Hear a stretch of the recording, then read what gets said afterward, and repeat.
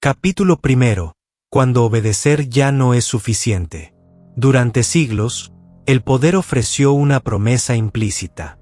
Si obedeces, permanecerás a salvo. No era una promesa escrita. Tampoco era justa, pero era funcional. Las instituciones se sostenían sobre ese pacto silencioso. El individuo aceptaba reglas, rituales y límites. A cambio, recibía estabilidad, previsibilidad y, sobre todo, protección frente al colapso. Mientras el sistema funcionara, obedecer tenía sentido. Historia número 9 comienza cuando ese pacto se rompe. No por rebelión, no por traición, sino por agotamiento estructural.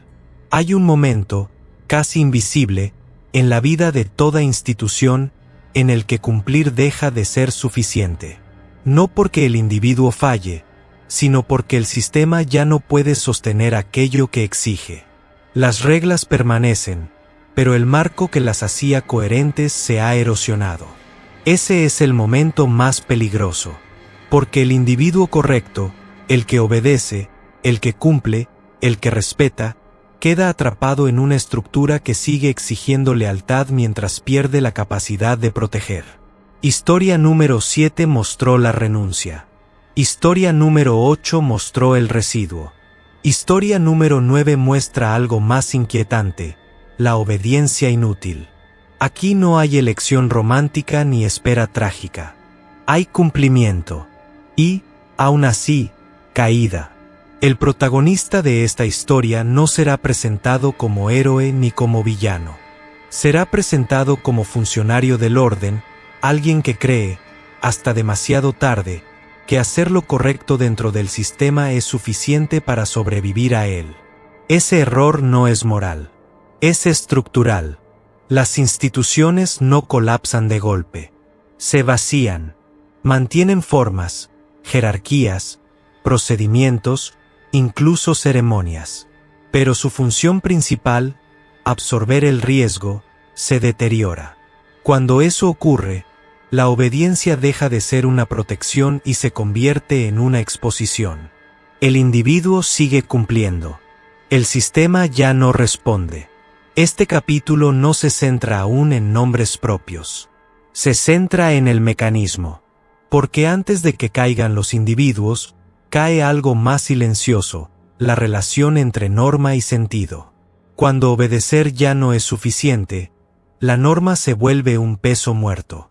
Durante la fase inicial de toda crisis estructural, el sistema intensifica su demanda de cumplimiento. No porque funcione mejor, sino porque no sabe hacer otra cosa. Repite órdenes, refuerza protocolos, exige disciplina. Confunde rigidez con fortaleza. El individuo obediente interpreta esa intensificación como señal de normalidad. Cree que el aumento de reglas indica control. No ve que, en realidad, indica pánico institucional. Ese es el primer punto de fricción psicológica. El sujeto correcto comienza a notar pequeñas incoherencias, órdenes contradictorias, decisiones que no producen efecto, sacrificios que no generan estabilidad. Pero sigue obedeciendo. No por ceguera, sino por formación. Su identidad está ligada al cumplimiento. Obedecer es lo que lo define. El sistema, por su parte, empieza a depender de ese tipo de individuo más que nunca. Porque cuando la estructura se debilita, solo quienes siguen creyendo en ella la sostienen temporalmente. El obediente se convierte en andamio humano de una institución en ruinas. Ese rol no ofrece protección. Ofrece exposición máxima. A diferencia del rebelde, que es identificado y expulsado, el obediente permanece visible. Está presente en cada ritual, en cada proceso, en cada intento fallido de mantener la normalidad. Su lealtad lo mantiene dentro, cuando estar dentro ya no es seguro. Historia número 9 analiza ese punto con frialdad. El momento en que el individuo descubre que cumplir no detiene el deterioro, que la lealtad no produce reciprocidad. que el sistema ya no distingue entre quien obedece y quien estorba. Esa revelación no ocurre de golpe. Ocurre por acumulación. Un día, una orden que no tiene sentido. Otro día, una norma que contradice la anterior. Luego, una sanción aplicada sin criterio. Finalmente, una decisión que sacrifica a los más obedientes para ganar tiempo. El individuo correcto empieza a entender algo insoportable. El sistema ya no está optimizando su supervivencia, está consumiendo a quienes aún creen en él. Ese es el instante en que la obediencia deja de ser virtud y se convierte en trampa. Las instituciones en colapso no recompensan la lealtad. La utilizan. La absorben hasta agotarla. Porque no pueden reformarse a la velocidad que exige la crisis, pero sí pueden exprimir el cumplimiento residual de quienes siguen funcionando. Desde fuera, el individuo obediente parece disciplinado, incluso ejemplar. Desde dentro, comienza a experimentar una disonancia profunda. Cuanto más cumple, menos sentido tiene lo que hace. Ese desgaste no genera rebelión inmediata. Genera confusión ética. El sujeto empieza a preguntarse si falló, si no obedeció lo suficiente, si no fue lo bastante leal. La culpa se internaliza. El sistema no corrige esa percepción. La fomenta. Porque mientras el individuo se culpa, no cuestiona la estructura. Historia número 9 se construye sobre esa dinámica perversa. El traslado de la responsabilidad del colapso desde la institución hacia el individuo que la sostiene. El obediente se convierte en chivo expiatorio silencioso de un fallo sistémico. Y, llegado cierto punto, el sistema actúa. No contra los rebeldes. No contra los opositores declarados. Sino contra quienes ya no puede proteger. Ese acto no es venganza. Es simplificación. Cuando la estructura pierde capacidad, reduce complejidad eliminando incluso a sus propios pilares. La obediencia deja de importar porque el problema ya no es el comportamiento individual, sino la insostenibilidad del marco. El individuo correcto cae no por error, sino por desfase temporal. Siguió creyendo en reglas que ya no correspondían a la realidad operativa del sistema. Ese es el núcleo trágico de esta historia. No se trata de injusticia. Se trata de asincronía. Historia número 9 no busca advertir sobre la desobediencia. Busca advertir sobre algo más peligroso, la obediencia sin diagnóstico. El cumplimiento ciego en estructuras que ya no pueden cumplir su parte del pacto. Cuando obedecer ya no es suficiente, insistir en obedecer no salva. Acelera la caída. Este capítulo inicial no concluye con una ejecución ni con una renuncia. Concluye con una sensación más inquietante, la certeza de que el individuo ha hecho todo bien y aún así ha quedado expuesto. El sistema sigue exigiendo. El individuo sigue cumpliendo. Pero el vínculo se ha roto. Y cuando el vínculo entre norma y protección desaparece, la obediencia se convierte en una forma lenta de desaparición. Historia número 9 avanzará desde aquí hacia casos concretos, hacia nombres, fechas y decisiones. Pero su tesis ya está planteada desde este primer capítulo. No todos los que caen lo hacen por desafiar al poder. Algunos caen por confiar demasiado en él. Ese es el error final del individuo correcto. Y esa es la advertencia de esta temporada. Capítulo 2. El funcionario perfecto. El funcionario perfecto no nace. Se forma. Se forma en reglas claras, jerarquías estables y un lenguaje que promete coherencia. Aprende que el orden no es solo una estructura externa, sino una virtud interna. Que cumplir no es una acción, sino una identidad. Que la seguridad proviene de hacer lo correcto a tiempo y sin desviaciones. El funcionario perfecto cree en el sistema no por ingenuidad, sino por experiencia. Ha visto cómo la obediencia produce resultados. Ha sido recompensado, no siempre con ascensos, a veces con algo más profundo, sentido. Ese sentido es el ancla. En instituciones sanas, la obediencia no es sumisión, es coordinación. El individuo cede autonomía a cambio de previsibilidad. El sistema, a cambio, absorbe el riesgo. Ambos si benefician. El problema comienza cuando esa reciprocidad se rompe sin anuncio. En una estructura que se deteriora, el funcionario perfecto se convierte en el último creyente. No porque no vea las grietas, sino porque sabe cómo ignorarlas. Ha sido entrenado para distinguir entre ruido y orden, entre anomalía y excepción. Y cuando todo empieza a fallar, interpreta el fallo como algo transitorio. El sistema siempre ha sobrevivido. Sobrevivirá otra vez. Ese razonamiento no es fe ciega. Es memoria institucional internalizada. Por eso, cuando las órdenes se vuelven contradictorias, el funcionario perfecto no se revela. Compensa, ajusta, interpreta. Rellena los huecos con disciplina personal. Donde la estructura falla, él aporta rigor. Se convierte en infraestructura humana.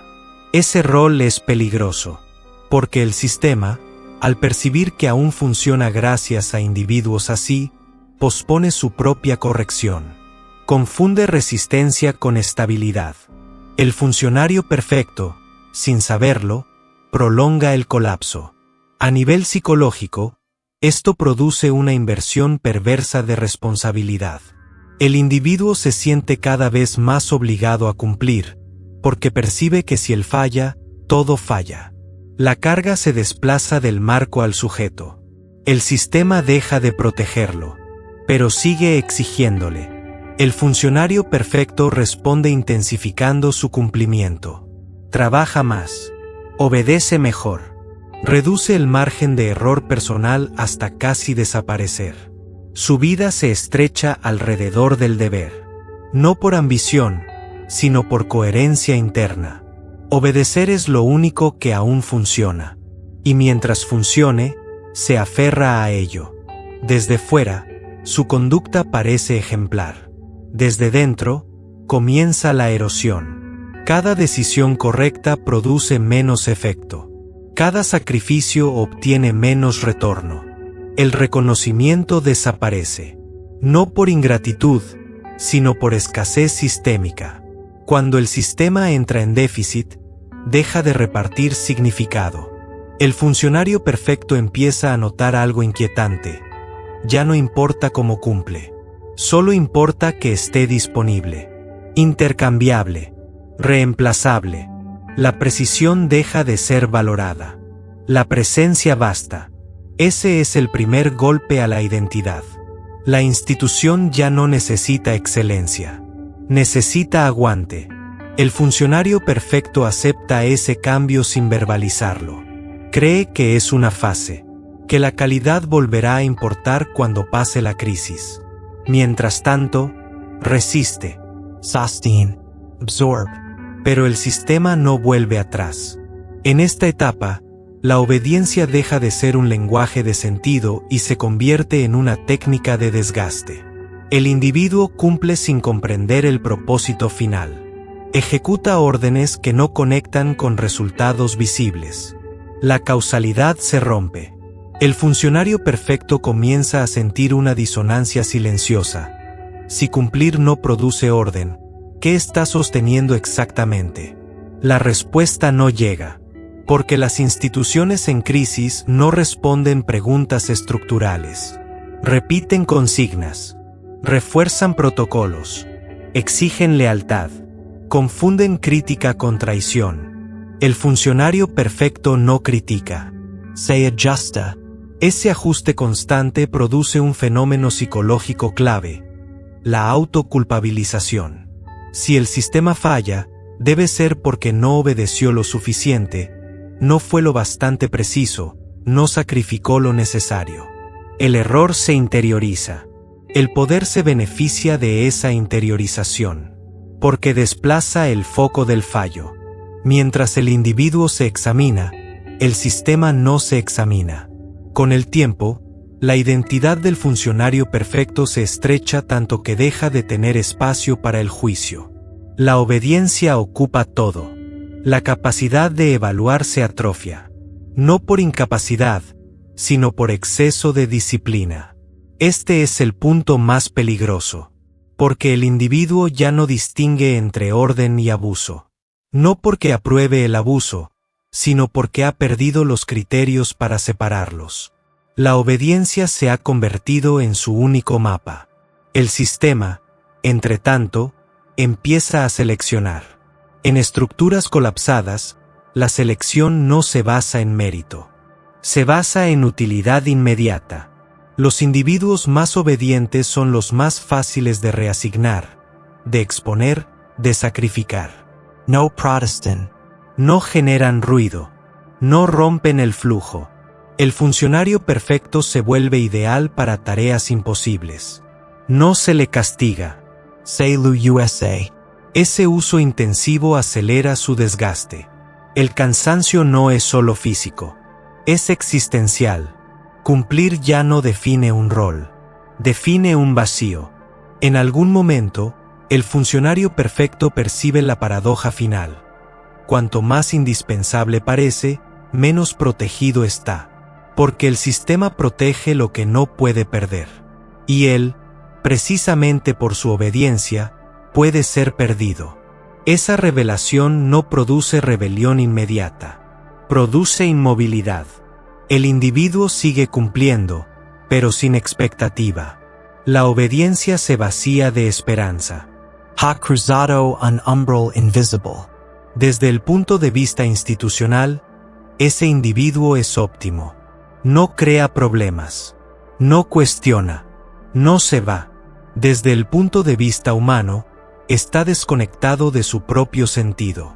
La historia del funcionario perfecto no termina con una gran traición ni con un acto heroico. Termina, casi siempre, con una decisión impersonal tomada en otro lugar. Una reestructuración, un cierre, una depuración, una simplificación. Y cuando llega ese momento, el funcionario perfecto no entiende por qué fue él. Hizo todo bien. Cumplió todo. Nunca desobedeció. Eso es lo que lo vuelve prescindible. Historia número 9 no acusa al individuo. Tampoco idealiza la desobediencia. Señala algo más inquietante. La obediencia, cuando se desconecta del diagnóstico institucional, se convierte en un riesgo personal. El funcionario perfecto cae no porque se equivoque, sino porque confunde continuidad con sentido. Porque cree que cumplir mantiene el mundo en pie, cuando en realidad solo retrasa el colapso. Este capítulo deja al individuo exactamente ahí, aún dentro del sistema, aún obedeciendo, pero ya sin protección real. Lo que viene después no será una elección. Será una consecuencia. Capítulo 3. El sacrificio funcional. El sacrificio no siempre se presenta como castigo. A veces, se presenta como necesidad. Cuando una institución entra en fase terminal, no colapsa de inmediato. Se defiende, reduce complejidad, reordena prioridades, busca ganar tiempo, y en ese proceso, identifica algo esencial, quienes pueden ser perdidos sin que el sistema se detenga. El sacrificio funcional nace ahí. No apunta a los opositores, porque estos ya están fuera. No apunta a los rebeldes, porque generan ruido. Apunta a los obedientes, porque son silenciosos, previsibles y reemplazables. El sistema no lo formula así. No lo necesita. La decisión emerge de la lógica operativa. Recortar donde el impacto simbólico sea mínimo y el beneficio temporal sea máximo. Los individuos que cumplen, que no protestan, que no se van, se convierten en recursos. Y los recursos, en tiempos de escasez estructural, se consumen. Este es el punto donde la obediencia se transforma en vulnerabilidad. Hasta aquí, el funcionario perfecto había sido un soporte, un amortiguador humano. Alguien que absorbía fallos y sostenía procesos que ya no funcionaban. Ahora, ese mismo perfil se vuelve ideal para otra función: ser ofrecido. No como culpable, como solución provisional. El sacrificio funcional no necesita acusaciones. Necesita relatos de eficiencia.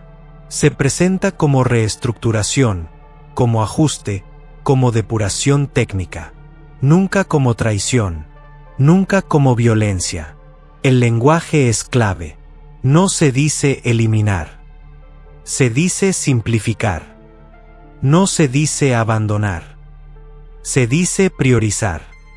El individuo obediente es reasignado, expuesto, enviado al frente de decisiones imposibles.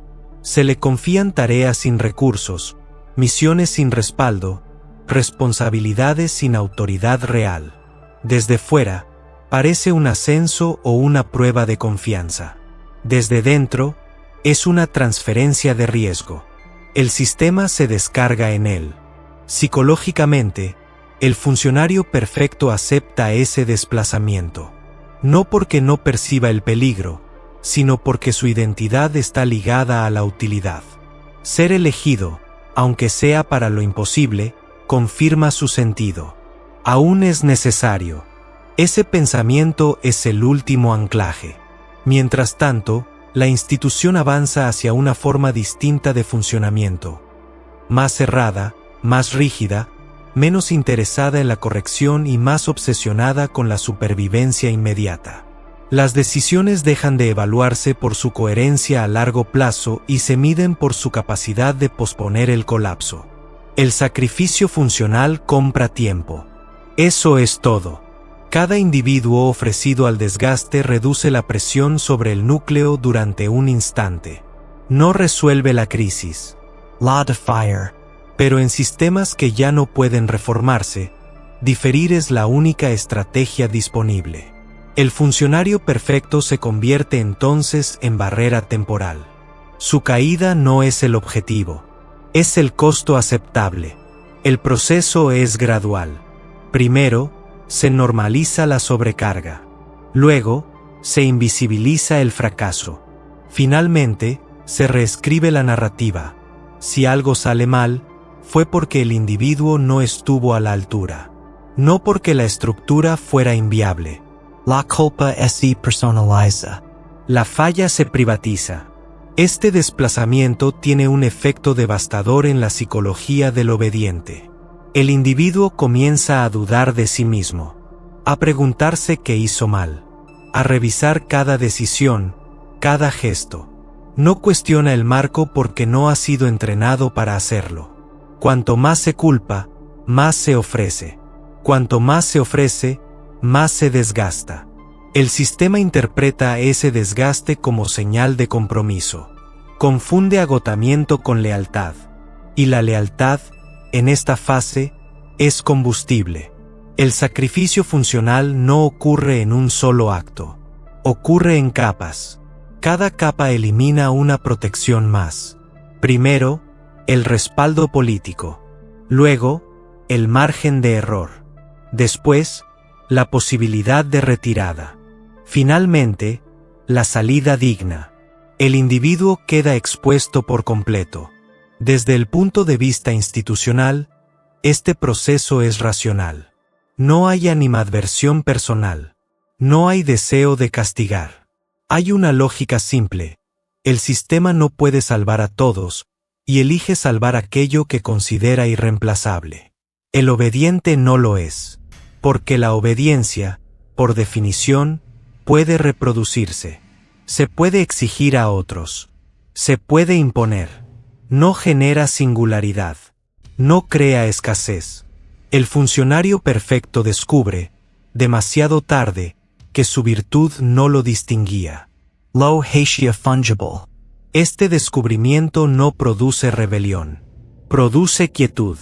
Una quietud pesada, sin expectativas. El individuo sigue cumpliendo, pero ya no cree que el cumplimiento tenga sentido. La obediencia se vuelve automática. Ese automatismo es el estado ideal para el sacrificio. Cuando llega el momento decisivo, no hay ruptura visible, no hay confrontación, hay una decisión tomada en otro lugar, con otros criterios. El individuo es desplazado, retirado, apartado, entregado a una consecuencia que no eligió. Desde fuera, parece lógico. Desde dentro, parece incomprensible.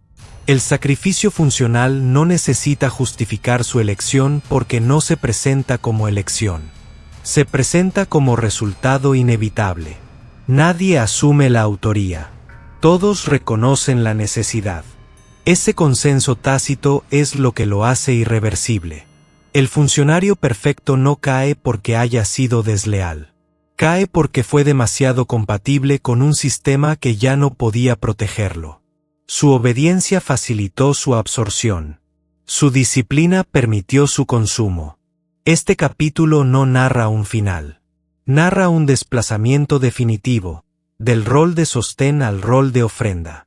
Del centro operativo a la periferia descartable. De la utilidad al silencio. El sacrificio funcional no es un accidente histórico. Es un patrón. Aparece cuando las instituciones pierden capacidad de reforma y recurren a la quema controlada de capital humano para prolongar su existencia. No hay maldad explícita en ello. Hay desesperación estructural. El individuo obediente es atrapado en esa desesperación sin entenderla. Sigue cumpliendo reglas que ya no corresponden a ninguna promesa. Sigue creyendo en un intercambio que ha dejado de existir. Y cuando finalmente es ofrecido, no hay gesto heroico que lo salve. Porque el sacrificio funcional no busca ejemplaridad. Busca alivio momentáneo. Historia número 9 avanza hacia un punto crítico. El individuo aún no tiene nombre. Aún no es símbolo. Pero ya ha sido elegido. No por su error, sino por su corrección. El sistema ha decidido usarlo. Y cuando un sistema decide eso, la obediencia deja de ser virtud. Se convierte en materia prima. Capítulo 4. El rostro correcto del fracaso. En algún punto, toda abstracción necesita un cuerpo. No para ser comprendida, sino para ser cerrada. Hasta aquí, el sacrificio había sido funcional y anónimo. El sistema había consumido obediencia, agotado lealtad, redistribuido riesgos. Pero una estructura que colapsa no puede permanecer indefinidamente sin rostro. Necesita un punto de fijación, un nombre que concentre lo que ya no puede sostenerse de otro modo. Ese momento no llega por accidente. Llega cuando el sistema decide personalizar su propio fracaso. El individuo elegido no es el más incompetente, tampoco el más culpable. Es el más compatible. Compatible con el relato. Compatible con la memoria colectiva. Compatible con la necesidad de simplificación.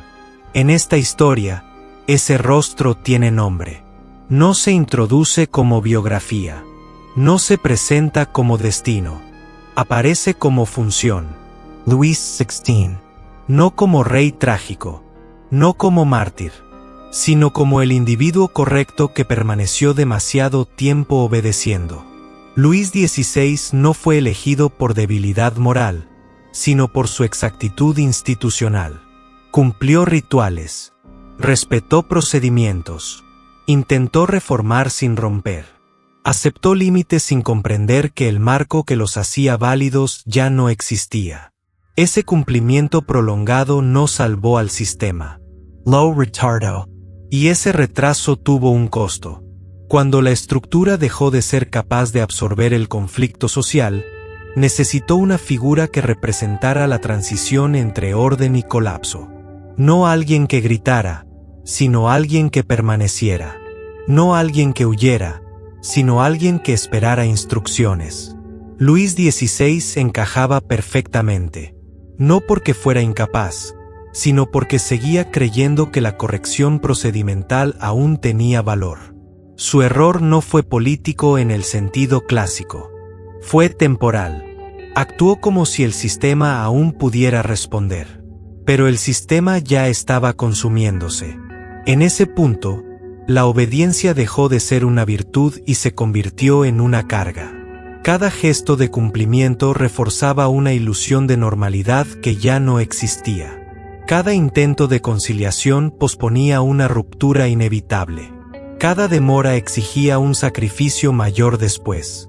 El individuo correcto se volvió obstáculo narrativo. El sistema necesitaba avanzar. Y para avanzar, debía demostrar que el viejo orden había terminado. No en términos abstractos, sino visibles. El rostro correcto del fracaso debía cumplir una función simbólica. Cerrar una época sin abrir otra ambigua. Luis XVI no fue empujado al centro por decisión personal. Fue llevado allí por inercia institucional. Cuanto más intentaba cumplir, más central se volvía su figura como residuo del pasado. Su presencia ya no estabilizaba, bloqueaba. Aquí se produce el giro definitivo. El sistema deja de ver al individuo como soporte y empieza a verlo como lastre. No porque haya cambiado el individuo, sino porque ha cambiado el contexto. Las mismas virtudes que antes amortiguaban el conflicto ahora lo concentran. La corrección se vuelve intolerable cuando el sistema necesita ruptura. Desde ese momento, cada acto del individuo correcto es reinterpretado. No importa la intención, importa el efecto simbólico.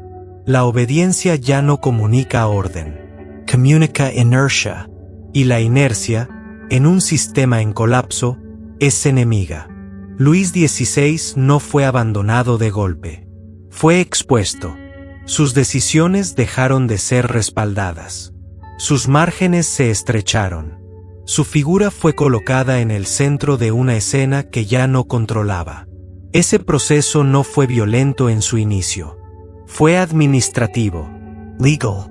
Rhetoricamente correcto. El sistema no se traiciona a sí mismo de inmediato. Se delisa. El individuo correcto sigue cumpliendo incluso cuando empieza a entender que su cumplimiento ya no produce protección. Esa comprensión no genera huida. Genera parálisis ética. ¿Cómo desobedecer cuando toda la identidad ha sido construida alrededor de obedecer? Ese es el núcleo psicológico del sacrificio. Luis XVI no pudo convertirse en rebelde porque no sabía hacerlo. No por cobardía, sino por formación. Su mente estaba organizada para preservar procedimientos, no para destruirlos. Y cuando el sistema exigió destrucción simbólica, necesitó otro tipo de sujeto.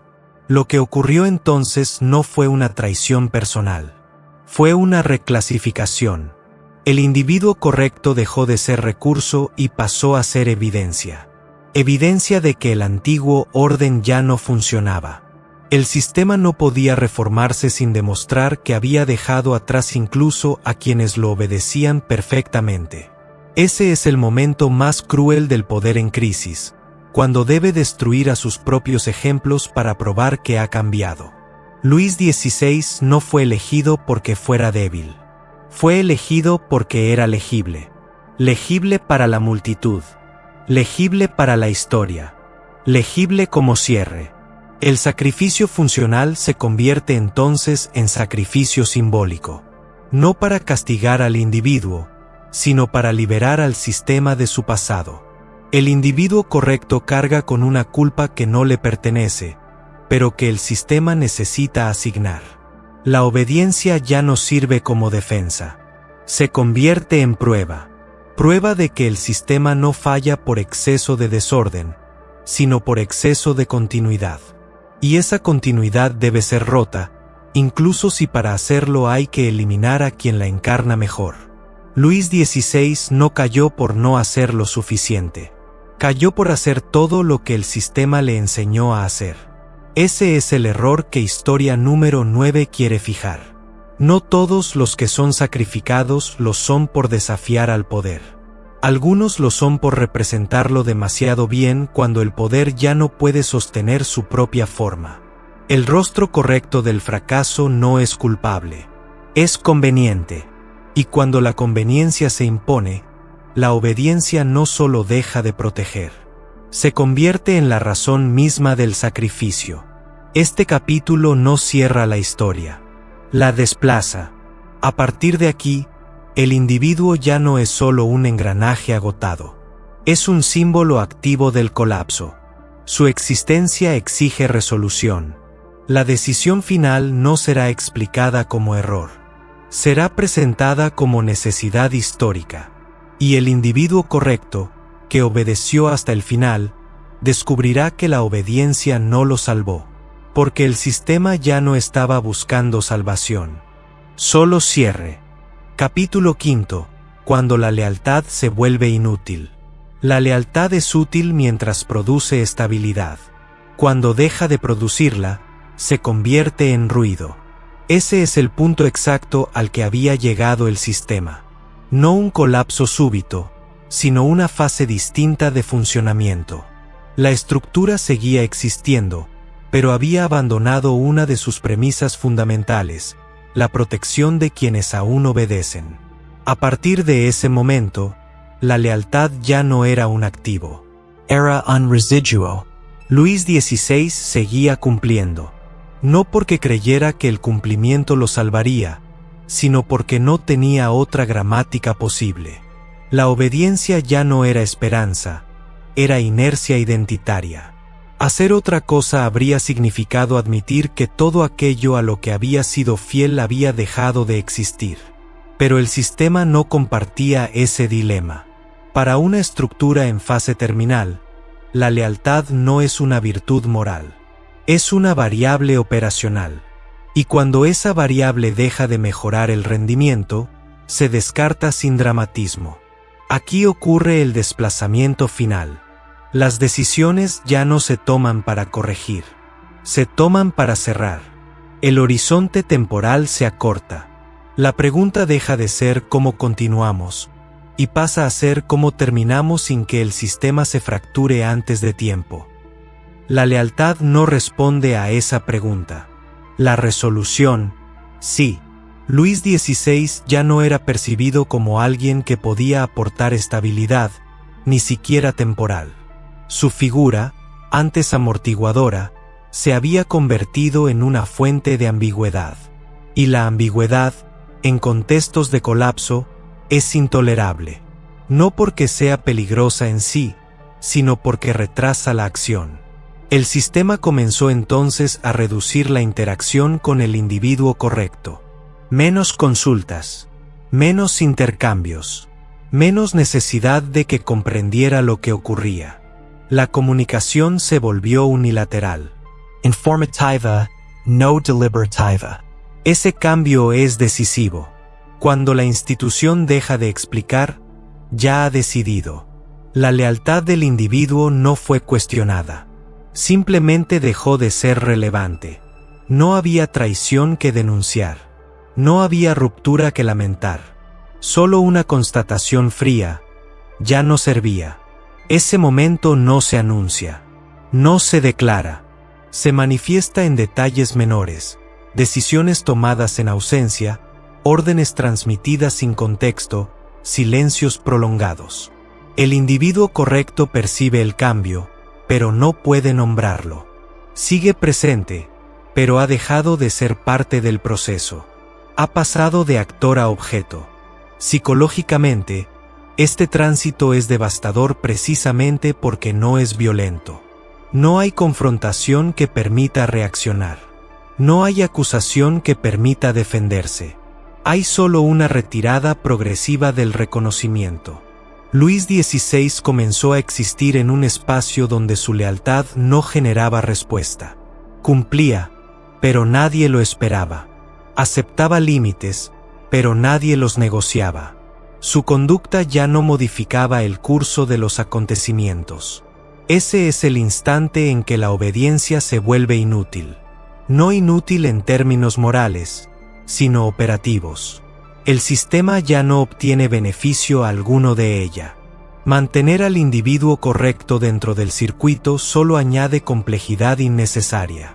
La lógica del cierre exige simplificación.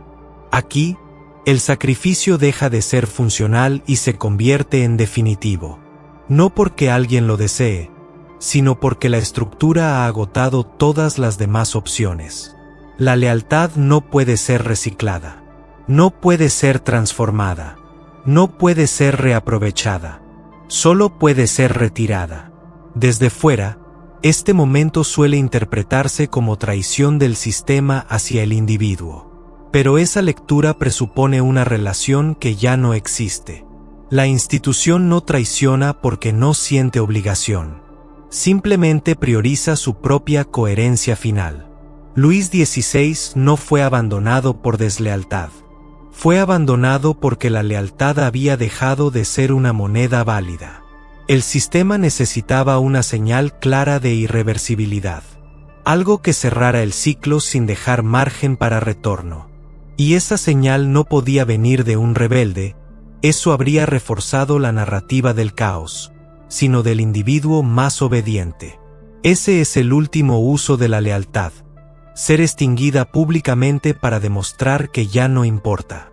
El individuo correcto no puede oponerse a este proceso porque no hay nada concreto a lo que oponerse. No hay orden injusta. No hay acto específico. Hay una dirección general que ya no lo incluye. La inutilidad de la lealtad no se experimenta como indignación. Se experimenta como vacío. Un vacío donde las reglas siguen existiendo, pero ya no conducen a ningún resultado significativo. Luis XVI obedeció hasta el final no porque creyera que así sobreviviría, sino porque no pudo reescribir su identidad a tiempo. Su lealtad no fue recompensada ni castigada. Fue absorbida y descartada. El sistema, por su parte, no se detuvo a evaluar el costo humano. No porque fuera cruel, sino porque ya no podía permitirse esa evaluación. En fases terminales, las instituciones sacrifican incluso aquello que las definía para preservar una narrativa mínima de control. La lealtad había sido uno de esos pilares. Ahora debía desaparecer. Este capítulo no describe aún el acto final. Describe el clima previo, la certeza silenciosa de que ya no hay negociación posible, de que la obediencia no abre puertas, de que el cumplimiento no produce aplazamiento. La lealtad se vuelve inútil cuando el sistema deja de proyectar futuro. Y cuando no hay futuro, no hay pacto posible entre individuo y estructura. Luis XVI seguía ahí, visible, correcto, contenido. Pero su presencia ya no tenía función estabilizadora. Al contrario, su continuidad empezaba a obstaculizar el cierre. En ese punto, el desenlace deja de ser una posibilidad entre otras. Se convierte en una necesidad lógica. El sistema no actúa con odio. Actúa con prisa. No prisa emocional, sino prisa estructural. La prisa de quien sabe que prolongar la ambigüedad es más peligroso que ejecutar una decisión irreversible. La lealtad, al final, no salva porque no está diseñada para hacerlo. Está diseñada para funcionar dentro de un marco que aún puede proteger. Cuando ese marco colapsa, la lealtad queda suspendida en el aire, sin suelo donde apoyarse. Historia número 9 se aproxima ahora a su último umbral. El individuo correcto ha sido aislado, su lealtad ha sido vaciada de sentido, su función ha sido anulada. El sistema ha reducido todas las variables excepto una. Lo que sigue no será explicado como justicia, tampoco como error. Será presentado como inevitabilidad histórica. Y esa presentación será suficiente. Capítulo 6, Epílogo. Obedecer hasta desaparecer. Epílogo largo, cierre de Season, reflexión estructural final. Durante mucho tiempo, la obediencia fue interpretada como una forma de protección. No como virtud moral, sino como estrategia de supervivencia. Las instituciones enseñaron, explícita o implícitamente, que cumplir las reglas garantizaba pertenencia, continuidad y resguardo frente al colapso. Esa enseñanza no era falsa. Funcionó mientras el sistema conservó capacidad de respuesta. mientras pudo absorber crisis, corregir desviaciones y proteger a quienes lo sostenían. El problema comienza cuando esa capacidad se agota. Historia número 9 no narra la caída de un hombre. Narra la obsolescencia de un pacto. El pacto silencioso entre individuo y estructura. Yo obedezco, tú me proteges. Cuando ese intercambio se rompe, la obediencia no se transforma en resistencia. Se transforma en exposición. Luis XVI obedeció hasta el final. No porque fuera ingenuo, sino porque no supo, ni pudo, imaginar una gramática distinta. Ese es el núcleo trágico de esta historia. No la injusticia, no la crueldad, sino la sincronía entre una identidad formada para obedecer y un sistema que ya no podía cumplir su parte. El poder moderno no necesita traicionar a quienes obedecen. Le basta con dejar de responderles. La traición implica vínculo. La indiferencia estructural, no.